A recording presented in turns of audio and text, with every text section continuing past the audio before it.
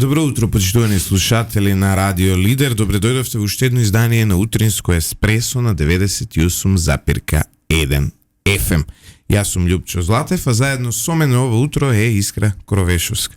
Добро утро, Искра. Уште ми е тешко да кажам добро утро искрено, но добро, веројатно така се дојде само по себе, сепак е трагедија која не можеме едноставно не извади и не измести од колосек, како и да е, продолжуваме натаму. Тешко е да се продолжи, но имате две опции. Првата опција е да бидете одговорни, а втората опција е да бидете некрофили. Значи, или како општество ќе продолжиме од оваа трагедија, ќе ги согледаме последиците и ќе најдеме решение за таа да не ни се повтори, или ќе бидеме размазени детишта на татковци кои краделе. Ја не можам да бидам второто, немам педигре да бидам тоа, така што ние одлучивме да бидеме одговорни и да анализираме како нашиот систем да го направиме подобар. Животот мора да продолжи. Можеме и ние да се дереме ово утро тука убици, можеме и ние ово утро да бидеме едни класични маршојади, но немаме намера да бидеме тоа, затоа што не сакаме да им дозволиме на татковци, на деца, на синовите на оние кои ни ја уништија иднината, да им дозволиме на нивните синови да ја уништат иднината на нашите деца. Само ќе ме дозволиш една минута. Тука деновиве сме апсолутно мета на напади од гледачи, од разни ботови опозицијски и така натака, одовде, како и од Алфа и на социјалните мрежи секаде им порачувам дека воопшто не ме вознемирувате. Знам дека сум на страната на вистината, знам дека сум на страната на борбата за подобра држава. Воопшто не ме вознемирувате и никако не може да ме изместите од правецот по кој се движам. Ова е правилниот правец, а ако малку не се сеќавате или имате профитирски амбиции нешто да добиете од оваа трагедија, тогаш продолжете на патот, ваша е загубата, не е моја или наша. Да, редакцијскиот колегиум на Радио Лидер доцна синоќ имаше состанок токму на оваа тема. Одлучивме дека на овие кои се хранат од смртта на луѓето нема да им дадеме можност да се хранат од нашите критики. Досега објаснивме кои се, што прават, какви досија имаат, чии деца се, што направиле нивните татковци. Ви објаснивме какви им се намерите, кои им дава инструкции од странство, се видовте. Тука застануваме, од тука па натаму е ваше да одлучите дали сте со тој нецивилизиран дел од нашето општество или сте со овој цивилизираниот дел од општеството кој сака да излезе посилен од ова што се случило. Имате две опции. Ние ги напумпавме со информациите за нив, ги нахранивме да се промовираат уште повеќе, сега време е да ги издишеме. И затоа што тоа се тие кои се и тука застануваме. Вие, почитувани слушатели, си знаете се, дали ќе дозволите овие луѓе да ја уништат иднината на вашите деца, дали уште еднаш ќе подклекнете на истите 100 пати видени сценарија, е до вас. Од тука па натаму, нашата одговорност завршува. Ние ви кажавме кои се, што си и што прават. Не планираме понатаму да ги храниме. Вие, почитувани слушатели, одлучете дали ќе бидете лаковерни бройлери или ќе бидете интелигентни и критични луѓе. Ниту нашето образовно портфолио, ниту нашето лично портфолио, ниту нашите кариери не ни дозволуваат да се валкаме со вакви луѓе. Искра, што е и преди на гостиница? Не, готова, стилот и терминологијата ти беше различен, инаку истото ќе го кажав, така што не би се повторувал. Да преидам јас. Преди на фала ти благодарам што ми даде можноста сепак джентлменски да почнам изутринава со нашиот гостин. Директорот на службата за општи заеднички работи е ова утро со нас, господинот Ивица Томовски. Добро утро и добро дојдовте, ви сепак успеав да излезе од мене. Добро утро. Добро утро. Би сакал да ја поздравам вашите слушатели и воедно да ви се заблагодарам за за поканата. Сакам уште веднаш да оние дилеми околу, ако воопшто ги има уште, околу распределбата на средствата за помош, првата и она најважната овие денови за семејствата и на оние кои загина, но и на повредените. Ајде уште еднаш точно кога се очекува да легнат, сумата колкава е и дали се тоа парите практично собрани на една сметка со Црвен крст или се тоа различни народниве пари преку буџетот или се од Црвен крст. Ај објаснете уште еднаш просто. Практично и како ова се злоупотребува да се. Апсолутно се согласувам со тебе. Значи практично ние што направивме како влада. Одма наведнаш на првата владина седница донесовме одлука дека ќе издвоиме почетни 30 милиони денари за да се помогне на овие луѓе, односно по-конкретно да помогнеме на луѓето кои што се лекуваат нивните деца или најблиски надвор од државата, што значи ние како држава да ги обезбедиме авиокартите и сместувањето за поблиските на тие повредени, да бидат хотелите некаде во близина на болниците за да не се изложуваат луѓето на додатни трошоци. Исто така планиравме да отвориме една донаторска сметка, бидејќи јавувањата од страна на различни компании и различни луѓе кои што се уваа до нас како влада беа огромни. Одлучивме на почетокот да отвориме една донаторска сметка, но кога видовме дека веќе Црвениот крст има отворено таква сметка, рековме да ја поддржиме истата за парите да не се разлеваат лево или десно. Најдобро би било да ги насочиме сите оние кои сакаат да донираат кон Црвениот крст, бидејќи Црвениот крст не подлежи на оние 10% персонален данок и нема да направиме никаква загуба околу делот на тие средства кои што ќе бидат донирани, заедно во координација со Црвениот крст, односно со раководството на Црвениот крст, одлучуваме што и како понатака со тие средства. Почетниот план кој што го направивме беше линеарно на сите засегнати, значи буквално на сите засегнати, да испратиме по 150.000 денари, тоа да бидат средства кои што им се неопходни за секојдневно функционирање во овие тешки моменти. Значи не значи тоа дека тука завршува помошта кон тие луѓе, кон тие лица. Не, ова е само почетно да не се изложуваат додатно на трошоци. Океј, ние ќе покриеме сместување, транспорт, но секој човек има и други потреби. Може би голем дел од тие луѓе и немаат можности да си ги покријат тие трошоци од сопствени средства, затоа одлучивме тие средства да идат преку Црвениот крст и да бидат објавувани транспарентно.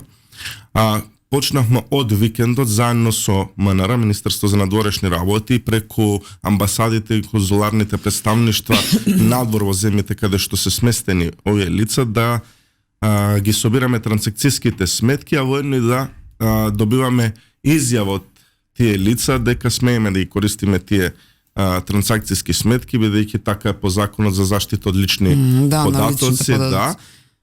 Можам да кажам дека 90% се собрани. Фалат уште некои кои што очекувам денеска се соберат и од денеска практично ќе почне да им се врши исплатата на тие лица. Не ќе почне, мислам дека во текот на денешниот ден ќе биде исплатена во целост на сите лица таа почетна поддршка од 150.000 денари.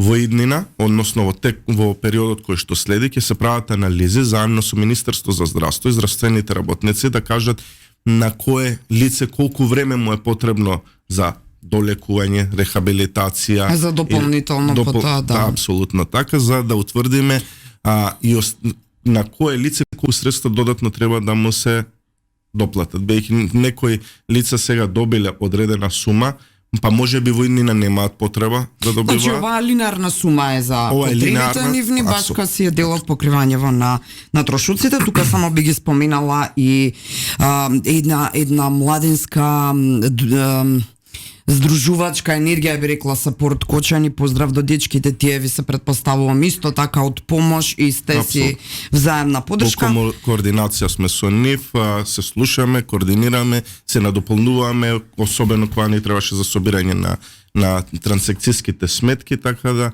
не сме некои противници, напротив, заедно сите треба да бидеме обединети, сплотени и солидарни во овие моменти. Томовски, без да навлегуваме во правосудниот дел, затоа што вие сте сепак представник на владата и не смеете согласно законите во Македонија да зборувате во името на јавното обвинителство. Може да зборувате само во име на владата. Владата не ја води истрагата, ја води обвинителството, така што ние ќе оставиме настрана. Конечно треба да научиме во државата какви надлежности има, според мене. Вие како влада сте надлежни за онаа реакција на овој случај. Како што видов, првите хеликоптери во Скопје слетаа по само неколку часа, потоа беше организирано пренесување на луѓето во странство. Направивте ли досега првична евалуација на вашата реакција, односно на кризната реакција на институциите на овој настан? Најдовте ли одредени забелешки на работењето на некоја институција, некои чиновници и слично? И како сте задоволни од тоа како оваа спасувачка операција на повредените беше спроведена? Најнапред би сакал да ги поздравам здравствените работници, здравствениот систем, каков и таков што го имаме, каков и таков што е критикуван во јавноста изминативе 30 години, одговори безпрекорно и одлично на оваа несакана ситуација. Тука треба да се поздрави и премиерот на државата, бидејќи тој беше еден од иницијаторите за се прифати сета помош која се пружи на државата од странство. Практично здравствените работници што направи? Ги примија сите повредени, ги селектира по тежина на нивната повреда, ги упатија кон првите држави кои што имаат соодветни... Само кратко. Овие држави преку тој европски механизам за помош ги активиравте или билатерално со секоја посебно, како изгледаше тоа? Извинете што е прекинувам, но важно е да објасниме за самиот процес. Премиерот истакна исто во јавност дека уште првиот ден при случувањето во утринските часови имаше повикување од пред се од лидерите кои што се во нашите соседи практично. Сите тие соседи се понудија кај него за помош. Ја прифативме помошта од сите држави. После малце подоцна го активиравме тој европски систем за помош на при вакви несакани ситуации. Еве, јас ќе ви кажам, европскиот систем е отворен во 8:30 наутро. Ова не ми е информација од владата, ова ми е информација од амбасадор на една наша соседна земја која многу ни помогна во овој процес. Не станува збор за Србија, но не сакам сега човекот да го издава, ми рече во 8:30 веќе имаше активирано, а вели ние знаевме уште од претходно, односно беа отворени уште претходно канали за комуникација со нас. Првите болни во Македонија се изнесени колку? 9 часот са. Од 9 часот са бајле се првите болни изнесени, са поточно времето можат некои од здравствените работници тоа да го кажат, но да, точно е, малце подоцна е активиран тој систем, а првичната помош доаѓа најпрви од соседите. Бугарија, Србија, Грција и Турција. Се првите земји кои што ја пружиле помошта. Тука морам да ги поздравам и бугарите кои што искрено подадоа рака први, можам да кажам, омеју сите, покрија комплетно изместување за лицата кои што ние подоцна одлучивме како влада дека ќе покриваме, така да генерално сите држави пружија рака на нашата држава и помогна во овие несакани моменти. Добро, сега, може би ова ќе звучи од мене неблагодарно и зајадливо, но не видовме ниту денови на жалост, ниту помош од Косово и Албанија. Истото ќе го допълнам. Сега ми ги земаш прашањето. Мораме да ја кажеме реалната слика. Се вие сте директор на СОЗР, не ја креирате на дворешната политика на владата, но така, не знам, не би коментирал тука. Имам информација од страна на Црвениот крст дека одредени компании од соседството, особено од Косово, се имаат донирано. Не знам, немаме увид во сметките, но ето, ќе заеме дека и тие на некој начин помогнале се пак. Ким се заблагодариме и се заблагодариме, апсолутно. Искра? Уна што ја сега малку ќе излезам од рамкава, ама добро и да се држиме тука, ако имаш уште плюс прашање, одлично подлабоко. Вчера ми остави впечаток една најава на премиерот на тема размислуваме за план за мораториум извесен кога станува збор за угостителските објекти, односно тие настани јавни од поброен капацитет или аспект. Мораториум што значи, тоа ќе ве прашам прво, и се додека вели премиерот не се утврди, не се исчешлаат сите нивни услови за работа и лиценци, колку се безбедни, колку се издржани, односно се основани. Од страна Што на значи државниот мораториум? пазарен инспекторат, од страна на финансова полиција и неколку институции во државата се прават контроли на веќе издадените лиценци, односно на сите локали се прават. Има нешто ново денеска што до вчера не беше познато? Не знам, Како број? немам информации, да очекуваме на новата пресконференција која што ќе има од влада да соопштат. Се прават анализи, има многу неправилности, има неправилности од различен тип, некои кои што се човечко загрозувачки, некои и не се, но ако земеме, можам да кажам дека 80% не ги исполнуваат условите.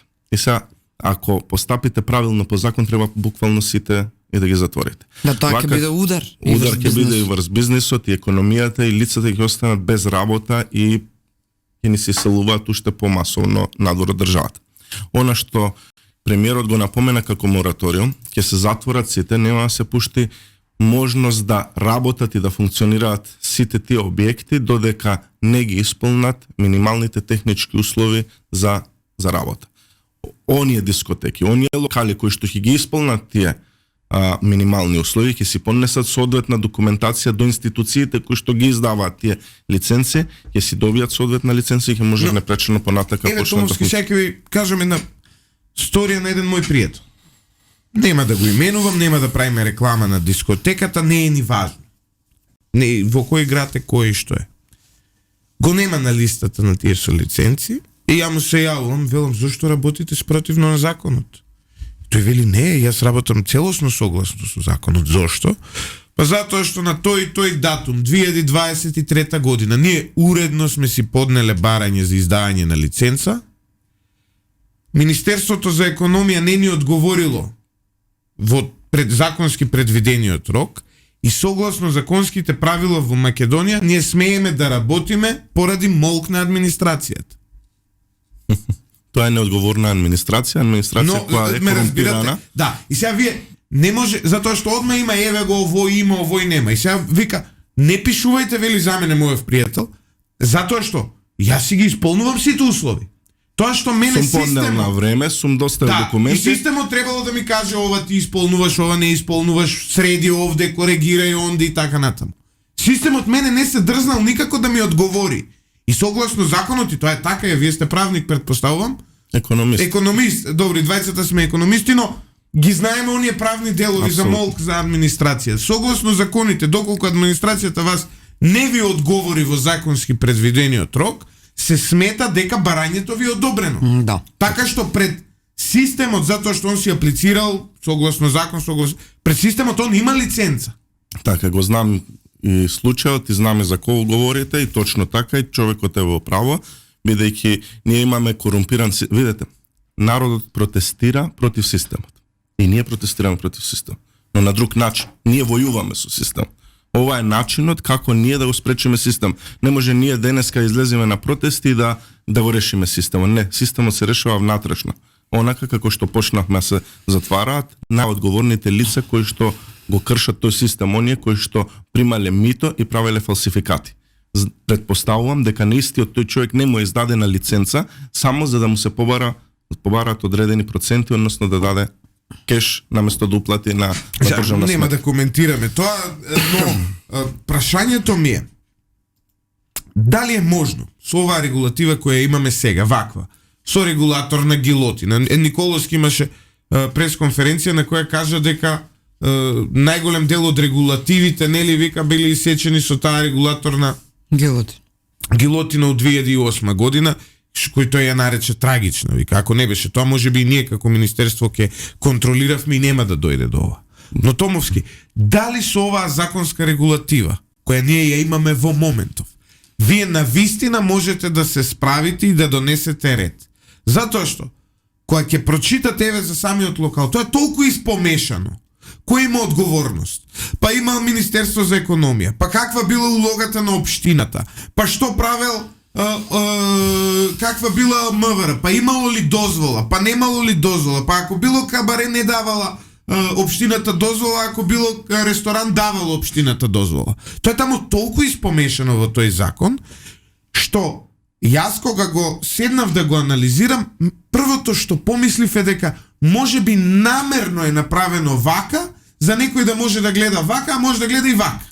како и многу работи во државата што биле направени во минатото и се прават и ден денеска, така се согласувам дека треба да има нова регулатива, треба точно да се знае какви и кои услови треба одредена дискотека, кабаре, кафе да ги исполнува, ресторан, за да може да добие одредена лиценца. И точно треба да се знае кои кафичи, кафе барови и до колку часот треба да работат, а не да работат до 2-3 пополноќ и да луѓе се решаваат кои што имаат собствени дискотеки да платат во готовина лиценца, пошто претпоставувам дека и од економска гледна точка некои од овие собственици на дискотеки плаќале лиценци во готово, затоа што им е доста поевтино. Но тие не можат самите да се изборат со конкуренцијата на кафе баровите, бидејќи кафе баровите работат наместо до 12 до 2 часот, а дискотеките почнуваат од 2 до 4. За 2 часа или треба да платат 10.000 или 7.500 евра лиценци. Затоа треба да се успостави еден ред, треба да се направат, да се вработат онолку лица колку што се потребни во делот на инспекцијските надзори и тоа почесто се прават контроли. Но има сега и една димензија за која исто така не е многу популарно да се зборува. Во Скопје имаме скоро и да нема ноќни клубови, 2-3 се, но имаме и кафичи кои работат како да се ноќни клубови. Сега без да спомнам кој е понатаму ќе останам дослед. Имате ситуација да еден објект е кафич и граѓаните постојано протестираат против него, а работи навечер до касно. Што се случува? Во еден објект се регистрирани 4 фирми. Секој шанк е различна фирма. Не знам дека таму тоа така решено. Да. И што се случува? Ќе дојдат инспектори, ќе констатираат дека има неправилности, дека се работи до покасно и така натаму, ќе пломбираат. Единствена мерка што можеш да ја изречат е 30 дена да не работи. Тие следниот ден работат, затоа што не работи тој шанк. Ама овој шанк отворил. Знаете. И сега, оваа злоупотреба ја знаат сите, го знаат и локалот сите. Граѓаните буквално на последните избори СДСМ изгуби во таа населба само поради овој кафич во Скопје, но и понатаму работите си продолжуваат како што се. Значи, злоупотребите толку многу дупки наоѓаат во законот и толку многу дупки се оставени, што навистина може да се направат вакви злоупотреби. Така, затоа викам дека треба да се... Тоа исто како 5 радиостаници ние овде да ставиме, да регистрираме 3 радиостаници. И да ти затвораат една, ти работи со друга, со трета, со четврта. Јасно ми е поентата на прашањето, затоа треба да се направи нова регулатива, треба точно да се разграничи на еден простор колку фирми или колку шанкови може да има, бидејќи ние знаеме дека тој е еден кафич, односно еден кафе бар. Сите знаеме дека е еден кафе бар, а точно е дека има 2 или 3 влезови, не сум сигурен јас колку има, и дека има 2 или 3 шанкови, претпоставувам како што кажувате вие за таа намера доколку се затворени да работи другиот. Но со изработката на нова регулатива, тоа може да толку детално да се уреди да не може да се избегнува, се прекршува законот или да се бара некоја сивило каде може да се пребега. Јас имам само едно нешто да дополнам. Тука има се во цела оваа трагедија, ние како народ се трудиме да си го олесниме секојдневното живење, па има и шеги од друг аспект се разбира не на оваа тема. Например, ќе дојде ли ред да почнеме да излегуваме во ноќни клубови во Чегрене, бидејќи таму нема да пипнат ниту еден и ни еден нема да биде затворен. Ова е шега и виц, нели во Скопје, пошто пола и повеќе ќе ги затворат.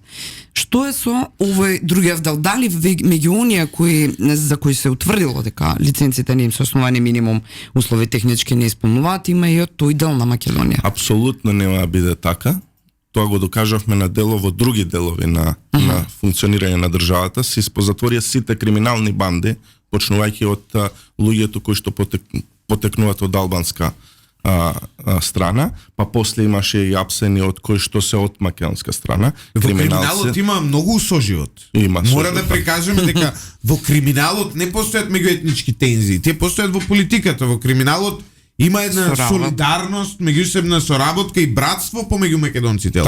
Така, се согласувам, Лупче, но ние тука покажавме дека не може да бидеме зенни мајка за други маки. Односно за сите ќе биде подеднаква. законот ќе важи за сите, и за албанците и за македонците, односно за сите оние кои што живеат на територијата на Република Македонија. Законот ќе биде подеднако ист. Се контролираат во моментот и дискотеките и кабареата, и во тие средини се контролираат и во нашите средини. Во нашите, зборам во претежно македонските средини, во скопската територија. Така да, доколку не ги исполнуваат условите, и таму ќе бидат затворени, доколку ги исполнуваат условите, ќе функционираат согласно законите во Република Македонија. Ќе се вадат со како листа со имиња кои клубови се тоа и во план транспарентно да се прави? Тоа се размислува, но мислам дека ќе се извадат онака како што тоа го направи Министерството за транспорт и врски, ги извади комплетно сите оние компании кои што поседувале Б лиценца за градежништво или за не знам каков тип на лиценца, кои што не ги исполнуваат условите, односно го одбегнувале законот, така да мислам дека и ние кога ќе се направат целосните анализи и државниот пазарен инспекторат ќе излезе, и Министерство за економија ќе се произнесат и ќе ги покажат сите они фирми кои што не ги исполнуваат условите. Вчера председателот на ЗЕЛС објасни дека е практично завршена во 90% или можеби 100%, сега не се сеќавам точно како го слушнав. Анализата на безбедноста во градинките, училиштата и така натаму, и тука немаме замерки, за сега ни се децата безбедни. И сега она кое што следно е најавено е стамбените објекти во кои де факто можеме да се сложиме дека ситуацијата е страшна. Зошто? Во голем дел од новите згради, релативно нови, или сега тука да не се фаќаме за вчера отворени или пред 3 години или пред 2 дена, релативно новите, вселувани се станали без технички прием, од после им е даван практично пас дека можат да живеат. И второ, каде исчезна она што мене ми е чудно, каде исчезна оние противпожарни скали што ги имаше на времето и на старите згради се уште ги гледаме. Тие сега се користат како практично магазини, си ги користат на спратот луѓето за не знам санки, оставински простори така натака, меѓутоа тие треба да се функционални за не дај Боже ситуација. Па добро, ние на пример имаме ситуација во една зграда каде што живеев претходно, она за хидрантот местото си го користеа како канта за отпадоци. Да, што ги заслучува со овие згради кога ќе фатите контрола како институција? Ќе излезат во контрола оние инспектори, општински инспектори, бидејќи тоа паѓа под општините, под локалните самоуправи, кога ќе излезат во контрола, мислам дека ќе биде страшна бројката на неисполнување на услови. И мислам дека оние стамбени управители или преседатели на стамбени единици ќе имаат сериозни задачи пред себе за да ги исполнат тие услови. Сепак види да бидеме на чисто, вие зградата не може да ја затворите, тоа не е локал. Но треба да се пропишат одредени временски рокови до кога и како треба да се исполнат тие услови и да доколку е потребно и да се казнуваат или станарите или стамбените управители и тие кои што раководат таа стамбена единица, бидејќи тоа пред се ние го правиме за нив. Не го правиме за нас. Никој не рече дека ресетот ќе биде лесен и брзо извадлив, апсолутно ќе биде болен и длабок. Години можеби ќе потрае овој ресет на целиот систем, бидејќи систем кој што 30 години е граден така како што е граден, не може ти да го ресетираш за 3 месеци. Да бидеме на чисто, но ќе биде тежок, болен и трнлив тој пат, но мораме да го изодеме доколку сакаме да имаме здраво општество и нашите деца да растат во здраво општество, онако како што сите посакуваме и како што го гледаме во европските и во светските земји. Вие не сте истражен орган, вие сте директор на една од многу клучните служби во рамките на државата, меѓутоа она што е исто така дилема изминатите денови е ќе се продлабочува ли истрагата бидејќи се зборува прва фаза, основна фаза и така натаму. Знаеме дека во МВР се врши внатрешна контрола, процесот е отпочнат и тоа ќе биде веројатно дел од таа втора фаза. И слично, прашањето кое што се обидува јавноста или одредени политички партии да го наметнат е зошто ваши уште луѓе не си затворите, односно зошто не уапсите уште ваши актуелни функционери и слично. Тука можете ли да си дозволите да ни објасните? Видете, знам дека не сте дел од истрагата. Не сум дел од истрагата, но тука истрагата води јавното обвинителство. Вие знаете каков е нашиот однос со јавното обвинителство како држава на некој начин да кажам, но морам да кажам дека соодветно одговараат и се во соработка со Министерство за внатрешни работи. Дали ќе се прошири? Да, ќе се прошири истрагата, од оние првични информации со кои што располагам и јас, но тоа кој и како ќе биде опфатен во таа истрага, тоа може само да го одговори обвинителството, бидејќи они се луѓето, оние се институцијата кои што ја прават истрагата и даваат насоки кој треба да биде притворен, затворен, кој треба да одговара и кој треба да биде опфатен во таа постапка. Имам уште една дилема, тоа е, може ли са вие, верувам дека сте веќе во тек, бидејќи во координација сите овие денови и може би детали многу повеќе знаете и од оние што се во Министерството за економија, кои се чекорите за добивање лиценца?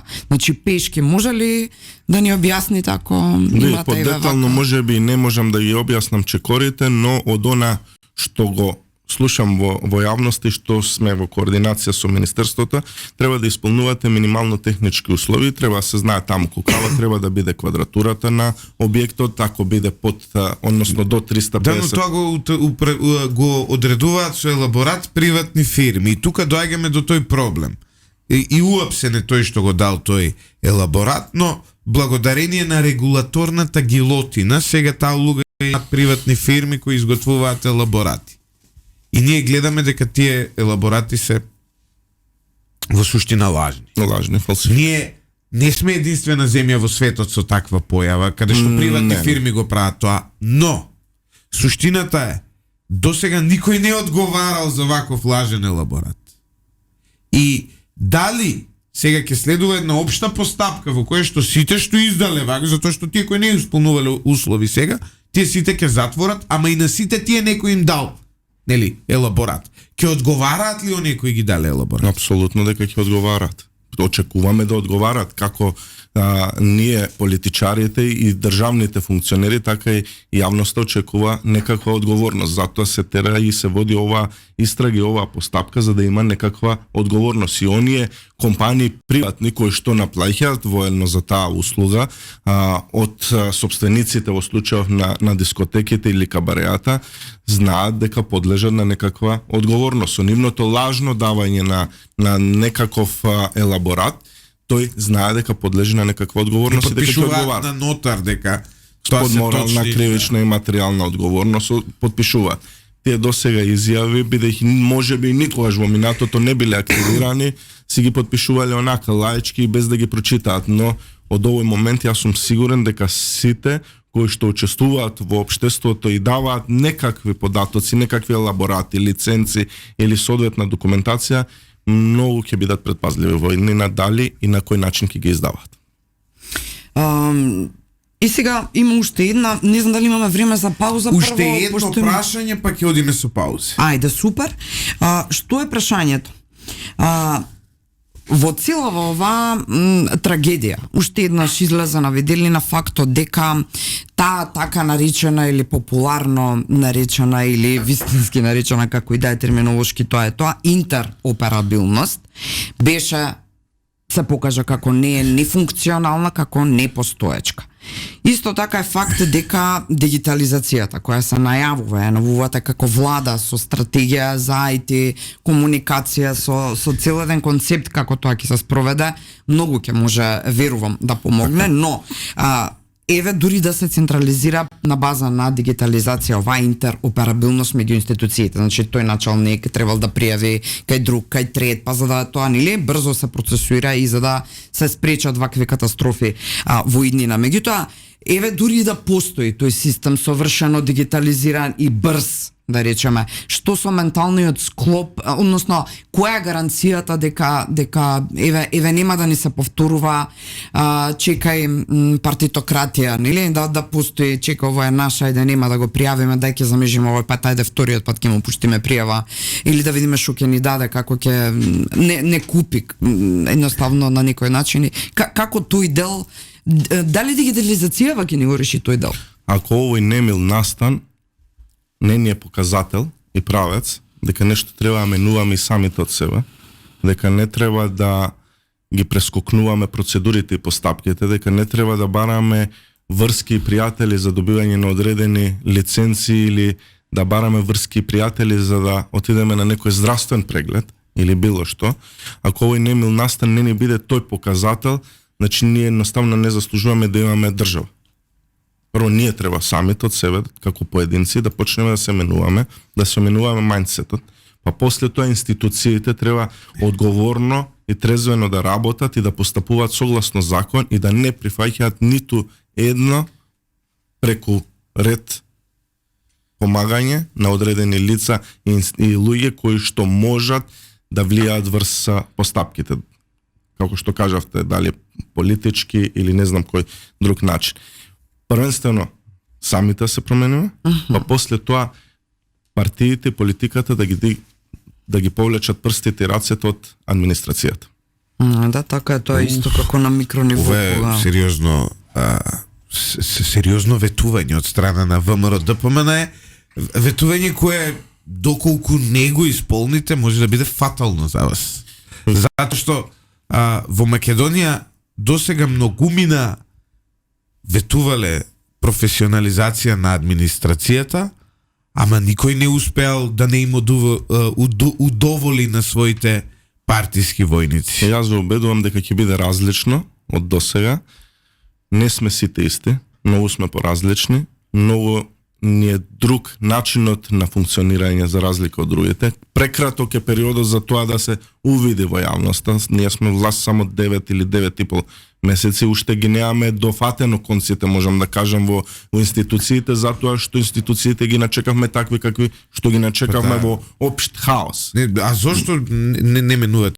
Пред рекламите ги одложувам рекламите затоа што ми е интересна дебатава, но како тоа уште Кире Наумов е директор на Македонска банка за обнова и развој, Драган Антоновски е директор на МИА. Можам да ви набројам уште неколку институции кои се водени, сега не мора да значи дека тие се лош кадар, можеби се увидовте дека се професионалци и за тоа ги оставивте. Не, Лупче, се менуваат директори, се менуваат малтене на секоја седница на влада директори, се запазуваат сите оние законски процедури и правила за да не трпи штета буџетот на државата, бидејќи доколку вие разрешите некој одреден директор пред да му заврши мандатот, после треба му исплаќате како држава оние менаџерски договори, затоа многу сме внимателни, предпазливи, пред се ние сме влада која што домакински гледа на сопствениот буџет, гледаме да го заштедиме, да не бидеме како овие до сега. Да не им плаќате менаџерски договори. Која ќе се укине конечно таа пракса на менаџерски договори? Од кога тоа државата да плаќа на некого со менаџерски договори? Вие како вие сте именуван функционер. Вие сте политички именуван функционер. И сега која е потребата вие да потпишете сега менаџерски договор за ако ве избркаат порано, ако вие направите грешка, сега и премиерот рече ја не сакам веќе да работам со Ивица, и сега да треба вас да ви платиме 150.000 евро оштета само затоа што не сте работеле работата како што треба. Менаџерски договори се за приватен сектор. Апсолутно. Не се за државни институции. Така. Ќе осмените тоа? Ќе осменим, апсолутно. Почитувани слушатели, останете со нас, се враќаме за кратко. Огромен скандал има во Соединетите Американски држави. Сите светски медиуми јавуваат за тоа, односно високи американски функционери, вклучително и министерот за одбрана, во чет група на Сигнал го додали новинари и нив до детал им ги пренеле плановите за нападот на хутите од страна на Америка, и ова е скандал. Велат ваков security breach никогаш не се случил во Соединетите Американски држави, и го анализирав случајот, искра, ова е премногу дури и за Балканот. Апсолутно. Мислам дека дури и на Балканот вакви работи не можат да се случат, нели, ваков security breach да има, каде што податоци вака важни стратешки ќе бидат случајно пренесени во погрешна група на Сигнал. Леле, случајно пренесени, добра. Да. Ни една апликација не е веќе безбедна. Може така да се. Не, ова е огромен скандал во сати велат, нели, мојата првична анализа на ова е, велам, значи, ние во некои работи се покажуваме и посериозни од Америка. Да, апсолутно, иако јас не верувам во случајности. Не верувам сепак, не знам. Па добро, зошто некој би сакал планот за точките на напад и така натаму да го пренесе на новинарите? Тоа е едно... Можеби не е тој план. Не знам сега да не навлегуваме, ама во суштина... Ајде, сега сме кај плановите, ајде излеземе од оваа тема. Томовски ве обвинија за повторно за набавки за храна во владата. Ја 10 години само слушам бифтеци, лигни шкампи, апетисани. Како стоите со резервите на овие ексклузивни јадења? Вака се, уште од првиот момент кога дојдов на оваа позиција, со одлука на влада, односно со информација на влада, побарав покачување на цените на овие производи за 50%.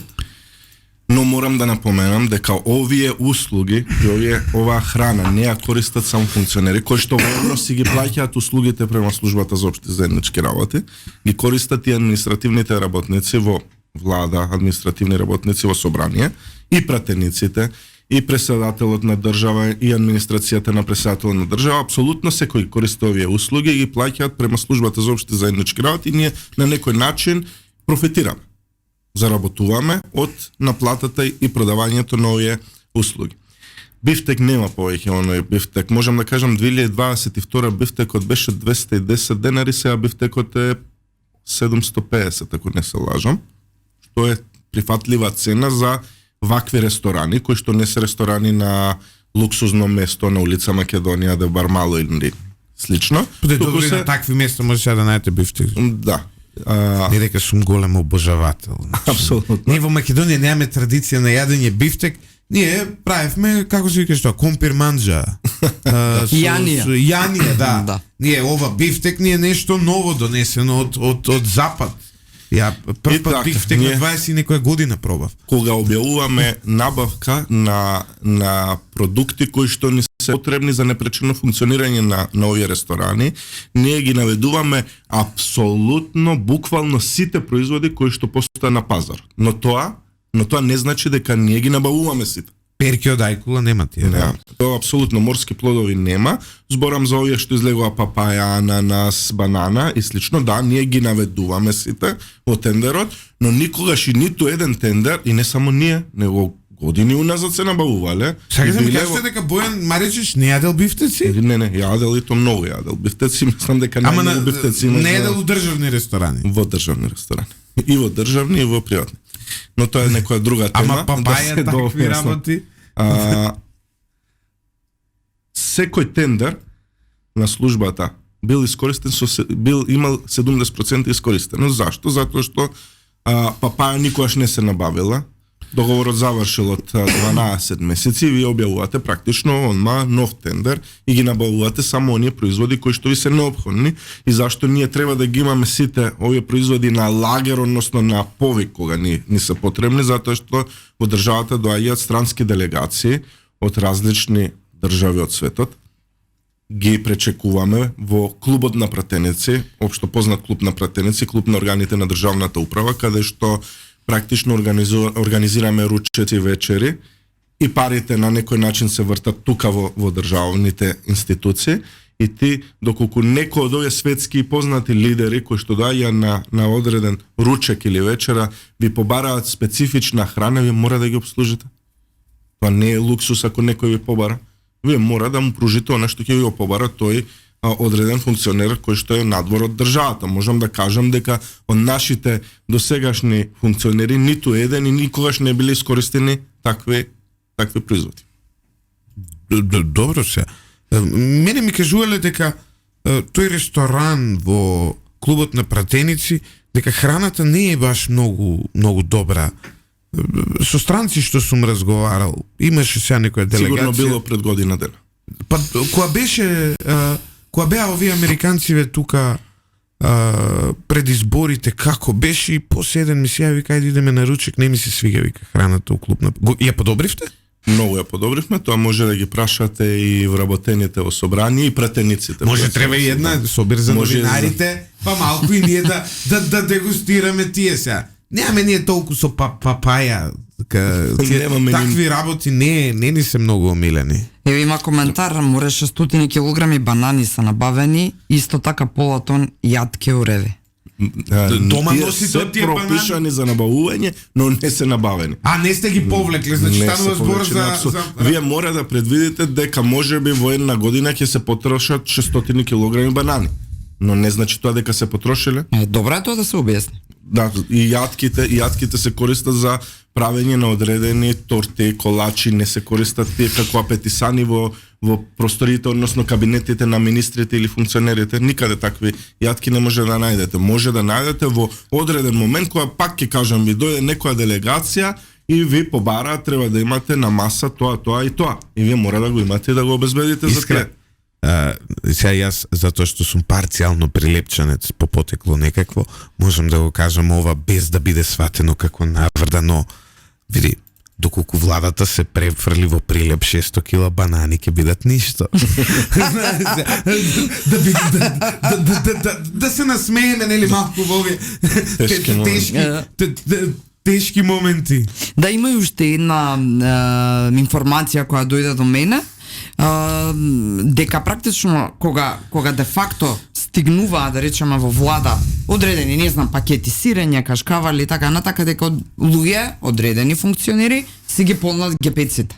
Практично тоа е апсолутно невистина. Ако тоа се прави, може би се правило, не знам, моментално имаме од Министерство за внатрешни работи истражување во тој дел како се водело угостителството кај нас во службата за општи заеднички работи, па ќе видиме како ќе произлезе на крај се од оваа истрага.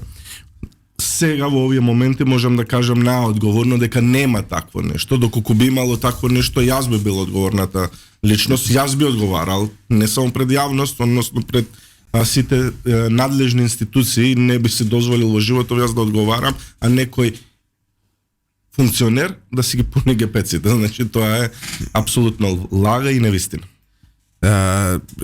Еве една убава вест ова утро. Јован Костадинов, 19 годишното момче, спасител од Виница, кој спаси 20 млади од пожарот во кочанската дискотека Пулс, денеска се врати во училиште, а неговите соученици и професорите го дочекаа со аплауз.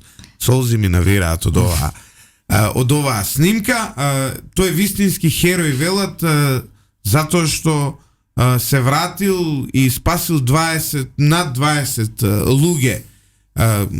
Размислувате ли може би орден да му дадете на ова дете? Затоа што сепак во вакви тешки ситуации некој одлучил да го ризикува својот живот. Се облакал мокра мајца, успел во целото тоа. Мора да е извитник. Да. Не, едноставно, дали таквите бил типови на... спремен, да. Тој Вчера слушнав од секретарот на Црвениот крст дека посетувал некаква обука непосредно пред одредениот период, дали земал часови за возачка, па така првата помош ја следал од Црвениот крст. И да, апсолутно се размислува не само за ова дете да му се додели некаков орден или некаква почест, и за сите жртви да се направи некакво обележје со кое што ќе им се оддаде почит.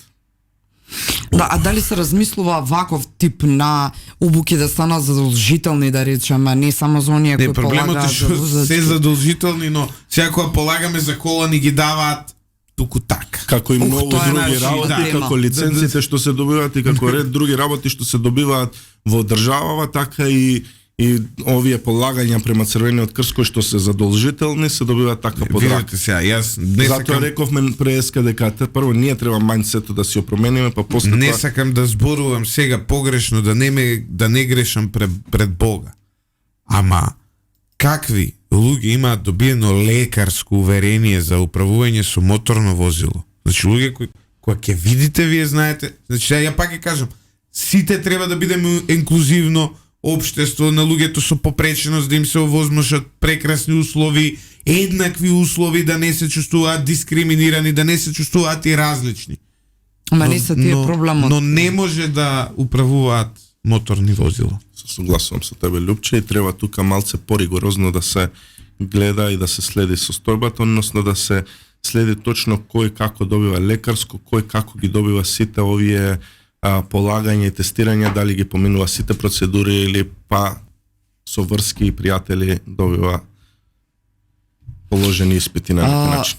се обидува да се наметне уште еден наратив, ама и легитимно е нели дискусијата од овој тип кај луѓето и веќе имали донации од функционерите за помош на жртвите и повредените. Значи овде се мисли веројатно од личните джебови. Јас претпоставувам дека секој функционер лично веќе има донирано.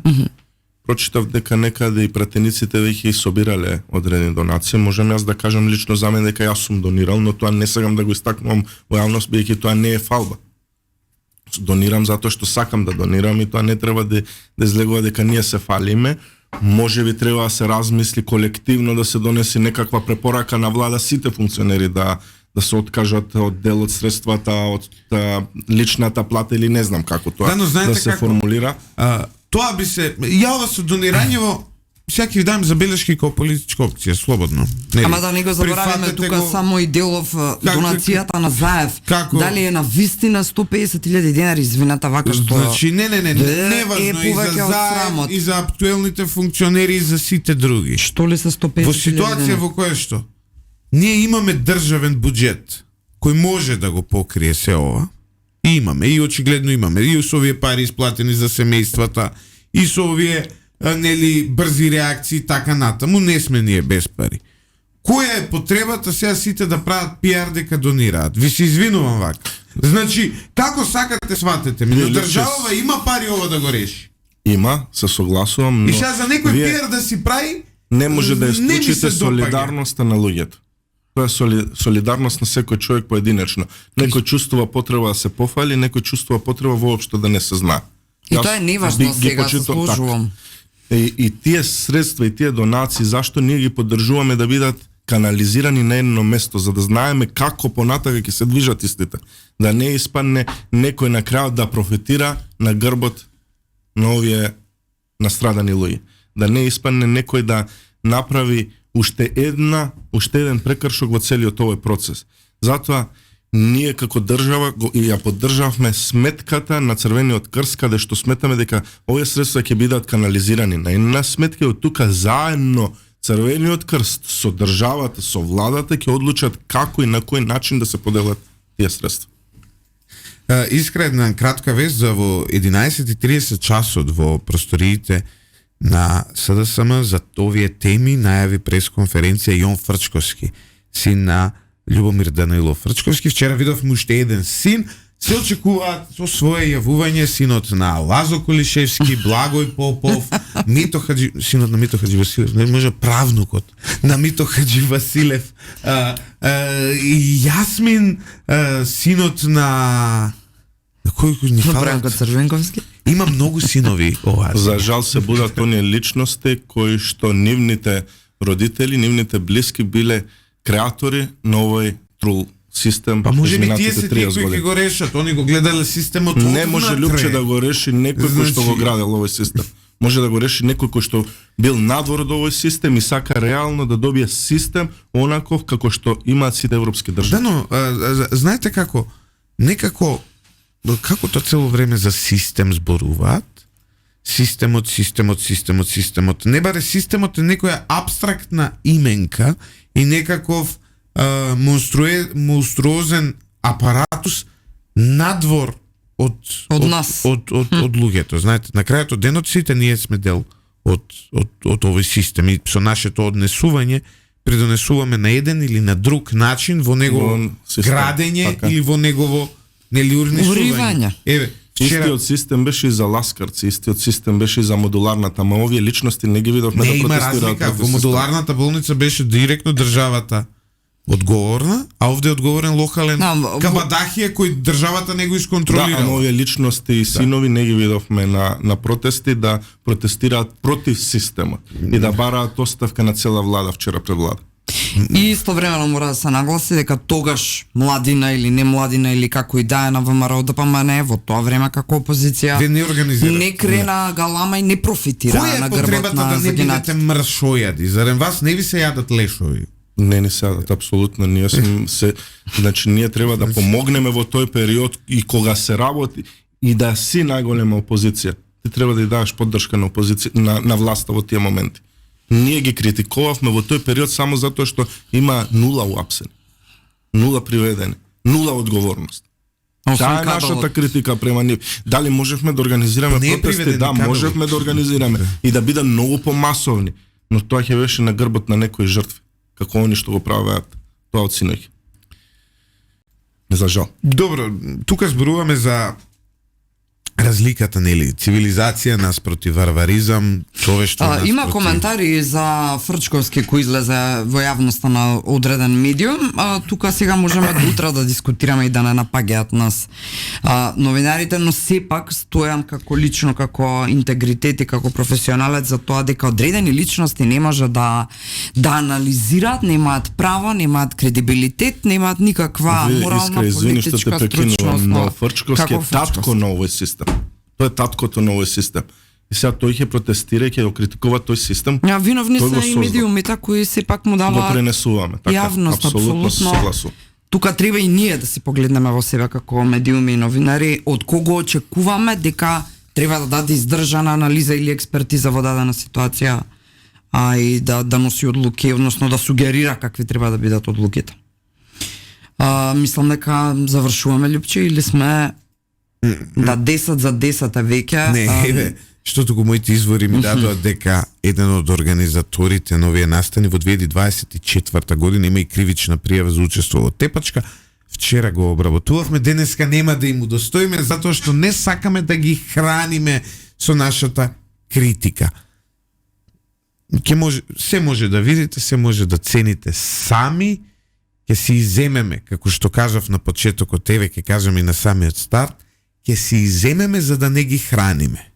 Значи, ќе си иземеме затоа што сметаме дека овој народ е доволно интелигентен да види што има пред себе. Ако пресуди овој народ дека ова се луѓето кои треба да го менуваат системот, ние му честитаме што сака да ја уништи сопствената земја. Не велам дека власта не треба да се критикува. Не велам дека не треба да следиме колку кила банани повлекол Ивица Томовски. Не велам дека не треба да пратиме нели дали власта се справува добро или лошо со овој случај. Треба да бидеме будни во критиките кон власта. Оно што не смееме е да бидеме мршојади. Ивица Томовски, ти благодарам. Ви благодарам и вас за поканата. Искрено ти благодарам и тебе што ми беше копилот во ова жестоко утро. Само еден поздрав до господинот Бранко Кунески, како предселска кооперација си разговарате, можете слободно да го смените радиото, фреквенцијата, не не слушајте и не гледајте, нудиме анализи сериозни секој ден. Наутро, слободно, изберете си друго радио. Господине Кунески, доколку вака изгледа разговор пред селска кооперација, тогаш навистина вие си имате работа со селски кооперации на високо ниво. Тоа значи дека селските кооперации станале навистина достојни институции, многу подостојни од политичката партија која имате на вашата ковер слика.